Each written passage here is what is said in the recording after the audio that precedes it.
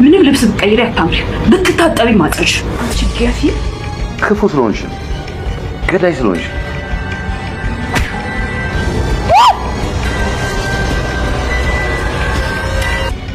ቤቱን ታውቂያለሽ አይደል? ሂጂ በቃ ተማነ ወርደሽ ለታውቂያ ማን ነው እኔ ፋንቱ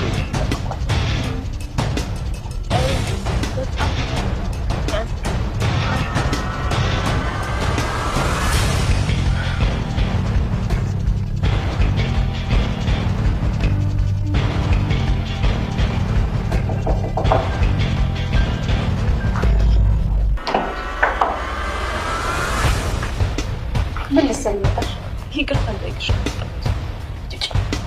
ውጪ ገንዘብ ያካዋል እና እያስፈራራሽ ነው? በስርዓት እንድታናግሪኝ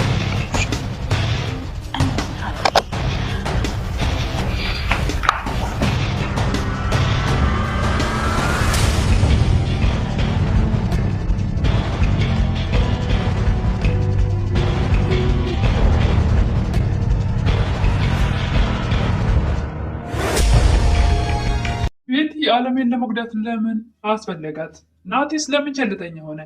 እንደዛ ሁለተኛ በአይኔ እንዳያት አልፈልግም። አይደለም አይቻት ገና ሳስባት ያመኛል እያለች እንደዛ ሲያንገሸግሻት አይቶ ለምንድን ነው ቸልተኛ የሆነው? እሷስ ለምንድን ነው መልካም ሰው መስላ ይቅርታ ልጠይቃት እያለች ልታጠቃት የሞከረችው ወይስ የፈለገችው? ለምን ያን ሁሉ በባዶ ቤት ዘግታ ስታሰቃያት አንቺ አስቀያሚ እያለች የገዛ ጌጣጌጦቿን እየለበሰች አንቺ ምንም የለሽ፣ አንቺ አስቀያሚ ነች፣ ልጅሽም ሞቷል፣ የሚወድሽም የለ፣ ከፎቅ እንወረውርሻለን፣ ብንፈልግ ደግሞ ለጅብ እንሰጥሻለን እያለች ስታስጨንቃት ኖራለች። እንድትወጣም ደግሞ ከዛ ቤት በእሷ እርዳታ ነበር ከዛ ቤት የወጣችው። መልካም ሰው ለመምሰል በእሷ እጅ የተጎዳች ለማስመሰል ያክል ነው ወይስ ምንድን ነው? እንዴት ከዛ ቤት ውስጥ ድሮ ሆኑ ገና ትሁት ሳትመጣ መግደል ትችላል ነበር። ከመጣች በኋላ ራሷን አጠፋች ማለት ትችል ነበር እኮ። ለምንድን ነው ይሄን አሁን ያደረገችው? ለምንድን ነው ልጇ ጋር ከተገናኘች በኋላ ፍቅራቸውን ሳይጨርሱ ለመግደል የሞከረችው? ወይስ ያሰበችው? ወይስ ደግሞ የገዛኸኝ ሲጸጸትበት የነበረው አምጥቶ አሁን ሊገላግላት ነው እያለ እንድትገላገል እንደውም ገዛኸኝ እንዳይገላት አድርጋ ትሁት ከዛ ቤት እንድታስመልጣት አድርጋ አልነበረ እንዴ? ለምንድን ነው አሁን ይሄን ያደረገችው? ምን አስባ ነው? እንደውም ገዛኸኝ እንዲገላት ሲለው በአሁን ስታፈስ አይተን ነበር። እንዳይገላት ሁላ ትሁትን እገዛ አድርጋ ለትሁት ከዛ ቤት እንድታስመልጣት አድርጋ ነበር። አሁን ግን ለምንድን ነው ይሄን ያደረገችው? ለምን ራሷ ልታጠቃት ፈለገችስ? ሞከረች ብቻ አይደለም አለሚሆን በህይወት አለች የለችም እሱን እኮ ገና አላወቅንም። እና ለምን ይሄን ያደረገች? ናቲም ገና የናቱ ፍቅር አልወጣለትም። ምን ያክል ይጸጸታል ወደዛ ቤት መውሰዱ። ትሁትና አባባ ብዙ መስዋዕትነት ከፍለው ከብዙ ነገር አድነዋት እዚህ ላይ ያደረሷትን አለሚን በገዛ ልጇ እየጎተተ ቤትን አሳይቶ ይሄ ነገር ሲፈጠር አይደለም ራሱ ናቲ አባባና ትሁት ምን ያክል ይጸጸታሉ። እሱስ ጸጸቱ እንዴት ከምሮ ይወጣለታል? ራሱን ያሳብዳል እንጂ በሰላም መኖርስ ይችላል? ናቲ ቸልተኝነት ደግሞ ናቲ ለአለሜ ድጋሚ ቤት ወደዛ ቤት እንደማትመለስ ነግሯት ነበር። እሷም ጌጣጌጦችን ወርቆችን እየለበሰች ምን ያክል አስቀያሚ እንደሆንኩኝ እየነገረች ራሴን እንድጠላ አድርጋኝ ነበር። ይህንን ታውቃለህ እያለችው ነበር። ነገር ግን ናቲ ይህን ነገር ለምን ወደኋላ ተው? ለምን ቸልተኛ ሆነ? ለምን እንደዚህ ያደረገ? ምን ያክል አምኗት ነው? እኔ መቼም አላምናት ብላ ደጋግማ ተናግራለች። አለሜ እንደዚህ ያደረግ እዚህ ቤት ድረስ ለምን አመጣሃት ሲሉት አባባም ራሱ ይቅርታ ልጠይቅ እኮ ነው፣ ተጸጽታ እኮ ነው፣ ምን ጥፋት አጠፋች ነበር የናቲ መልስ። ድጋሜ ወደዛ ቤት እንድትመለስ ያደረገው ምክንያት የሆናት ናቲ ነው። ከዛ ቤት እንድትወጣ አንቺ አግዥኝ፣ እኔ ደግሞ እናቴን ላስታርቅሽ የሚል ስበብ አምጥቶ ወይ በደግሞ ካጠገቡ አልኖረም። ከዚህ በፊት አንተ ካለ ነው እንጂ በፍጹም አልፈልግም ብላ ነበር አለሜ። አንተ ካለ ይውል ብላ ነበር። ሳትገቧ ሰው ቢኖር ኖሮ ልታጠቃት አትችልም ነበር። ማንም በሌለበት የላካት ናቲ ነው። ጥፋቱ ናቲና የናቲ ብቻ ነው።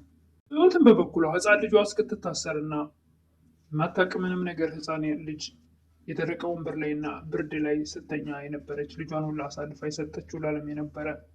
አባባም ቢሆን ብዙ ጊዜ ከገዙ ጋር ተፋልሟል። አባባ ለናቲ ይቺ ልጅ እኮ ይህን ቤት አየችው ማለት ለገዙ ትነግረዋለች። ይሄ ነገር ደግሞ ገዙ አፍ አይቀመጥም። ይቺ ህፃን ልጅም አለች፣ የትሁት ልጅ እዚህ ዓለምም አለች። ይሄ ነገር በፍጹም ስህተት ነው የሰራኸው እያሉት ነበር አባባ። ነገር ግን ምንም አይመጣም። ዓለሜንም ሆነ ህፃኗን እንዲያገኝ በጣም እየፈሩ ነበረ እንዳያገኝ በማለት ስጋት ላይ ነበሩ። አባባ እየፈሩት አልቀረም። ቤቲም ንብረቱን በሙሉ የተቀረውን ባንቺ ስም አደርጋለሁ ስላላት አለሜን ከወጋቻት በኋላ አሳልፋ ለገዙ መስጠቷ የማይቀር ጉዳይ ነው። ቤቲና ትሁትና ናቲ እንደሌሉ ታውቃለች። ማንም እንደሌለ ታውቃለች። ስለዚህ ቤቲ ወደ ቤቷ ስትመለስ ያን ነገር ከፈጸመች በኋላ ገዙ እዚህ ቅርብ ነው እያለች ለአለሜ ታዲያ ልታስፈራሪኝ ነው እያለቻት ነበርና ያደረገችውን ነገር ማንም ቤት ውስጥ እንደሌለና በቀላል ሄዶ አለሜን የፈልገውን ማድረግ እንደሚችል ምንም ላለመናገር ወደኋላ እንደማትል ምንም ጥርጥር የለውም። ይህን ሁሉ መንገድ ያመቻቸላት ናቲ ነው። በቃ ናቲን ነው ደጋግመን ሁላችን የምንወቅሰው። ቤቱን ታውቂዋለሽ ሂጂ ብሎ ላካት እኮ ራሱ ላካት። በጣም ያናድዳል በእውነቱ። በእርግጥ ይሄ ነገር ይፈጠራል ብሎ ማሰብም ነበረበት። አለምያን ሁሉ እንደዛ እያንቀጠቀጣት ወደዛ አስወጣልኝ አይደለም ላያት ሳስባት ራሱ ያመኛል እያለችው ያን ሁሉ እንደዛ ጮሃ እንደተረበሸች አይቶ ጭራሽ ማንም በሌለበት ሂጂ ብሎ ሲልካት እውነት በጣም ከባድ ነው። ተሳስቷል በጣም። ናቲ ከትሁቴ ጋር ዘና ሊሉ ሄደዋል። ሲመለስ ምን ይጠብቅ ይሆን? በእውነቱ በጣም ከባድ ነው። የእናቱ አስክሬን ወይስ ደግሞ እንደጀመሩት ጨርሰው ወስደዋት ባዶ ቤት ይሆን የሚጠብቀው? ወይስ አባባ ደርሰውላት ይሆን? በእውነት አባባ ደርሰው ሕክምና ወስደዋት ሆስፒታል ቢሆን የሁላችን ምኞት ነው። ምናልባትም ደግሞ የነበራትን ነገር እንዳታስታውስና ማንንም እስከ መፈጠሩ እንድትረሳ ይሆን ያደረገችው? ወይስ የሚገል ይሆን? ወይስ ደግሞ ረስታ ማንንም ምንንም እንዳታስታውስ ንብረቷንም ደክማ ያፈራችውንም እንዳታስታውስ ብቻም ሊሆን ይችላል። ያደረገችው ነገር አሁን አልታወቀም።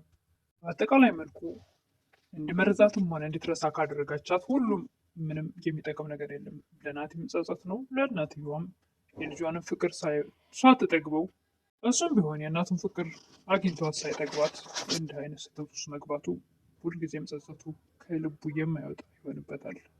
እንድትረሳ ብታደርጋትም ምንም ጥቅም የለውም። መርዛትም ቢሆን እንደዛው ጉዳቱ ከባድ ነው። ያው በመርፌ መድኃኒት ወስደን እንደመረዘቻት በእርግጥ ሁላችንም ያየነው ነው። ግን መረዛም ቢሆን ብቻ ቢሆንም ምንም ከመረዘጃትም ውስጧ ቶሎ ወደ ሕክምና አግኝታ ካልተሻላት በስተቀር ምንም ጥቅም የለውም። የእሷ ህይወት ብትተርፍም ከመረዘቻት ውስጧን ሊጎዳት ይችላል። ወይ ደግሞ እንድትረሳ ካደረገቻትም ይሄም ለልጇ ጸጸት ነው። እሷስ መቼም አንድ ጊዜ ትረሳለች ሁሉን ነገር፣ አንድ ነገር እንዳታስታውስ ሊሆንም ይችላል፣ አናውቅም። እሱን በቀጣይ የምናየው ይሆናል። ለዛሬ ግን እንግዲህ ምን በድጋሚ ምንም ሳትሆን ወይ ደግሞ አባባ ደርሰውላት ሕክምና አግኝታ ሰላም ሆና እንድናገኛት ምኞቴ ነው። የናቲና የትሁቴም ደስታ ባይደፈርስ እናቱንም ፍቅሩን ሳይጨርስ ምንም ባትሆንበት እላለሁ። ይህ የግሌ ሀሳብ ነው። አባባም ራሱ ባዶ ቤቴን አሙቃችሁልኛል ብለው ተደስተው ነበረ። ባለሜም ራሱ ተደስተው ነበረ። ቤት ሞቅ ብሏል ብለው ደስ ብሏቸው ነበር እና